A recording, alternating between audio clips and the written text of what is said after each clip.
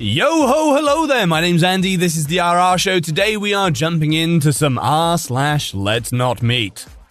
This beeth episode 209, so grab your tea, your popcorn, and let's jump in.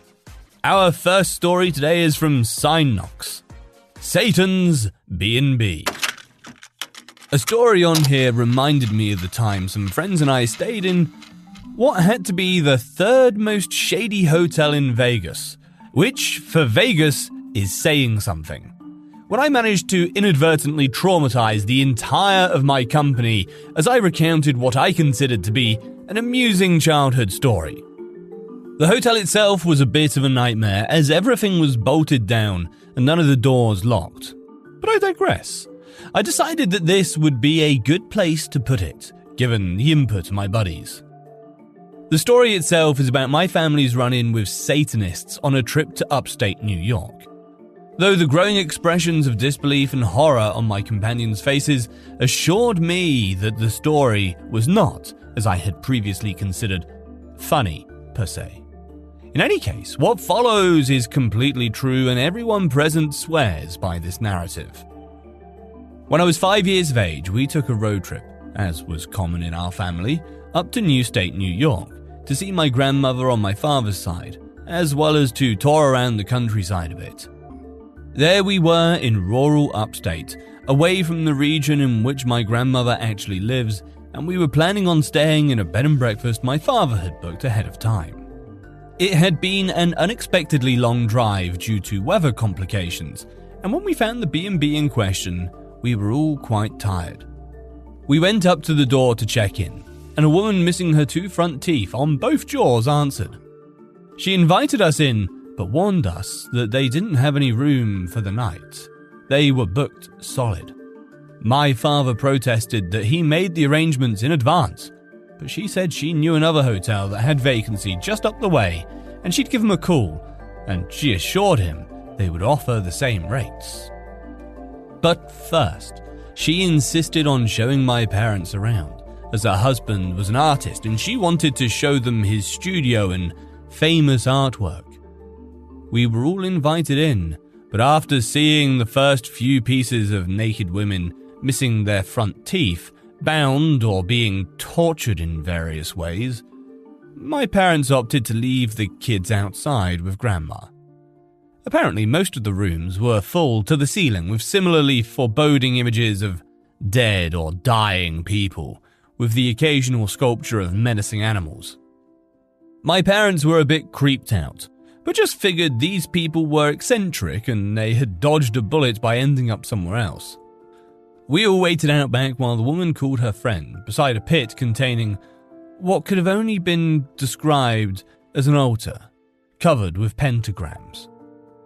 My mother mentioned that it seemed strange that not only had they not met the husband, who was supposedly there somewhere, having toured the entire house, but there hadn't been a single sign of life or piece of luggage suggesting that anyone else was actually staying in any of the guest bedrooms in this supposedly fully booked B&B. A side note that's probably not worth mentioning, but that I found strange when my mother brought it up while telling me the story later.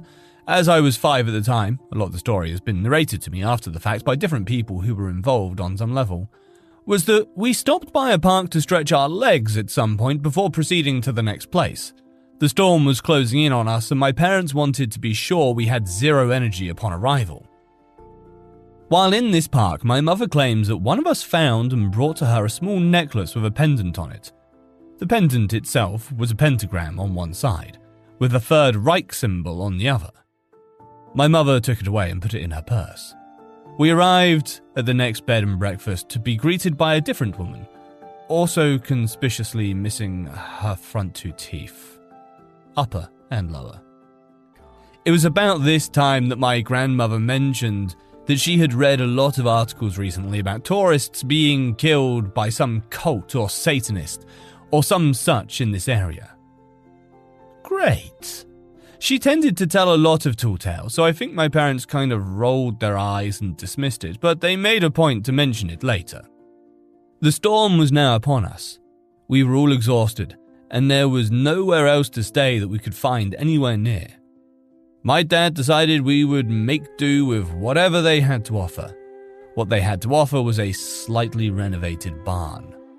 During the bustle of moving our luggage in, the woman kept inviting my brother, 3, and I into the house, saying she had some sweets. And wouldn't we like to meet her kitties? She made it clear, however, that my parents were not welcome in the house because it was too messy, and she would be embarrassed. We were herded away into the barn and told not to talk to the lady. Once inside, my father, who was by this time a bit creeped out, went back checking the beds and securing the one-room barn unit. The windows had no coverings whatsoever, and the doors had no locks. We placed pillows from the couches in the window frames, and my dad grabbed a dresser against one wall to block the door. When he went to move the dresser, he discovered it was on wheels, which were completely silent. He also noticed that the wall behind it moved a little when he shifted the dresser. When he scrutinized the wall, he found a seam. He pushed on the wall, and it gave way. 2 invisible doors opening outwards into the night, and just outside was a dark-coloured van which had been backed up to the opening. Livid, my dad went about rearranging all the furniture in the room, stacking the heaviest against the outward swinging doors and moving the mobile dresser with various loud objects behind it against the main door.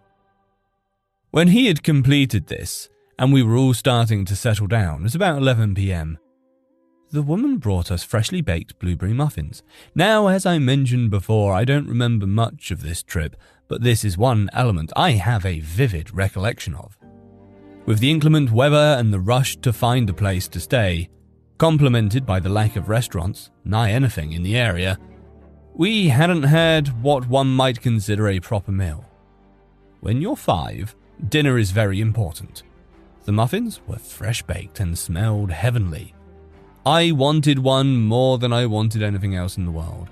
However, presuming, probably correctly, that they were poisoned or something was seriously wrong about them, since this entire thing was starting to feel like a horror movie, my mother absolutely forbid us from even going near them. She put them on a high shelf and sent us to bed. I was so angry, I went to bed hungry and irritable. Only 2 things happened that night that I can recall. My parents slept very lightly, when at all, as you might imagine. They claimed they kept hearing talking outside. My sister woke us all with a blood-curdling scream around 1 a.m, for reasons unknown, as she was usually a very quiet baby. When my parents got up and milled for about an hour trying to get her back to bed, my mum noticed something on the wall as she was walking her around and called my father over.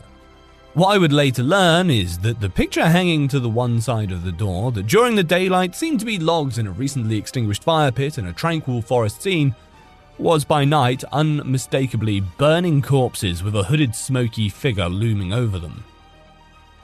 We got up the next morning, packed up early, and waited for the lady to get up so we could pay and leave.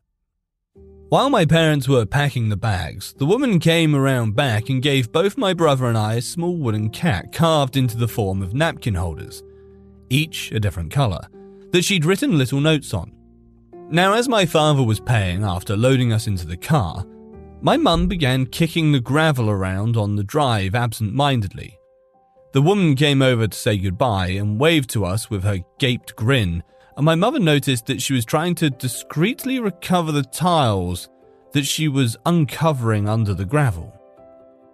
Before driving off, my mother got back out of the car and uncovered one of the tiles, and she claimed it was the same pentagram with the Third Reich symbol within it that she'd seen a similar version of in the park, prompting her to notice as we drove away that the necklace was no longer in her purse.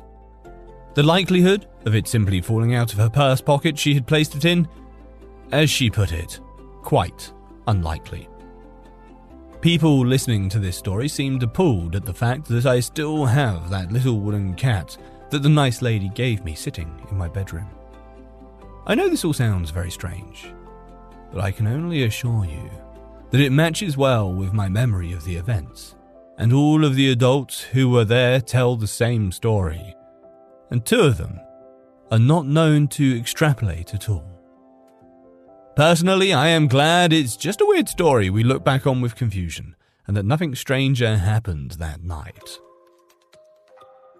Bro, no. What do you mean you stayed there? Are you fucking nuts? Jesus Christ. Yeah, I just found a fucking secret door with a black van backed up to it. Never mind, kids. Good night. No, I would have left. Why didn't you leave? Run! Run for your lives! Right, next story is from Skinamarinky. Convicted murderer cornered me at work. Several years ago, I worked at a crisis unit for the acutely mentally ill. It was a 10-bed unit where individuals would come to stay as a step down from a psychiatric hospitalization, or a diversion to prevent psychiatric hospitalization. I often worked alone on the weekends. One Friday evening, we received an admission. Michael. Background info was provided with the referral indicating a diagnosis of antisocial personality disorder and recent release from prison after serving a sentence for murder. I completed the initial intake meeting with Michael, during which time he said some sexually explicit things to me. I made it clear that this was inappropriate and that confidentiality was limited, in that the staff working on the unit as part of his treatment team would be privy to anything said in the interview or subsequent one-on-one sessions. He responded well to the redirection. We finished the intake and I went about the rest of my shift until about 11 p.m. that night, when he approached the office to ask if I was working alone. Luckily, at that time, I wasn't alone, and I told him that my male co-worker was in the adjoining office. After this encounter, I explained the situation to my co-worker, who read my shift summary and decided to sit down with Michael and tell him the way he was acting was not acceptable, and he could risk being released from the program if he continued. The next morning, I was working alone from 8 a.m. to 4 p.m. Around 9 a.m., I went to wake up another client, Jeremy, to administer his medications. The room Jeremy was assigned to was at the end of the hallway, and he was usually slow to get up in the mornings. While I was knocking on Jeremy's door, Michael approached me to tell me that he didn't appreciate I had shared things he said to me with my male co-worker. I explained to Michael that he knew what he said was inappropriate, and that he knew anything he said to me would be shared with the rest of the treatment team. Michael became more agitated and got in my face, backing me into the corner in front of Jeremy's bedroom door. At this point, Jeremy had woken up and heard what was happening outside his room. Jeremy came out of his room, stood between Michael and myself, and told Michael that he needed to walk away and cool down. Michael went back to his room, and I contacted my supervisor, who told me to document the encounter and continue my shift.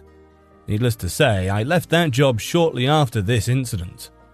I'm thankful for Jeremy, and that he had the presence of mind, while also being a client with mental illness, to intervene on my behalf. I often wonder what would have happened if Jeremy wouldn't have woken up, or if he wouldn't have been in a more severe state of mental illness and would have become more agitated as well. Michael, let's never meet. This one has a fantastic title. In from Tidal Basin 83, Bearded, gore-loving woman in a hospital gown on the subway. A few summers back, after I just turned 18, a friend had invited me and some other friends to their family's second home in wine country. I was super excited and had agreed to meet my friends at a semi-distant subway, BART, Bay Area Rapid Transit Station. Since it was only a weekend trip, I had all my stuff in a backpack and my sleeping bag hooked onto that backpack. I'm pretty sure because of that, many people mistook me for a female vagrant and thus more approachable or maybe more vulnerable. Indeed, that subway trip alone, I had more weird encounters than ever before. That same trip, I got hit on by a man 3 times my age and screamed at by a homeless man who was asking for the time. However, by far the weirdest encounter that day, and probably in my life, was when the bearded woman in an open-backed hospital gown and hospital bracelet approached me. Now, I don't like to think of myself as discriminatory towards people with mental health issues, as most of my friends are depressed in some form or fashion. Yet when that woman in a hospital gown and plastic hospital bracelet approached me, my mind went straight to all those horror films about people escaping from an insane asylum, which turned out not to be too far from the truth. To give a bit more detail on this woman, she was physically intimidating due to her very large and wide stature. She was at least 6 inches taller than me and weighed a good 70 pounds more. And most memorable of all, she had a large amount of sparse, patchy and wiry facial hair. When she started to approach me, I desperately looked down at my phone and tried to pretend I was anywhere else but on that train platform, hoping that she wasn't actually headed for me. That, of course, did nothing, and she sat right next to me. She first asked me if she could borrow my phone. I really didn't want to let this person borrow my phone, as not only did I need to save the battery to rendezvous with my friends, but there had recently been a string of cell phone thefts on BART. I was not about to let mine get stolen, so I gave her some excuse about my battery, hoping she would leave me alone. Unfortunately, my refusal was not a deterrent, as she took that as a cue to strike up a conversation. She asked if I was traveling, picking up on my large backpack and sleeping bag, and I said yes, but was trying to be as vague as possible. Then she asked where I'm going, and as I did not know how to deflect her and being too deeply uncomfortable to lie, I told her the truth, Napa.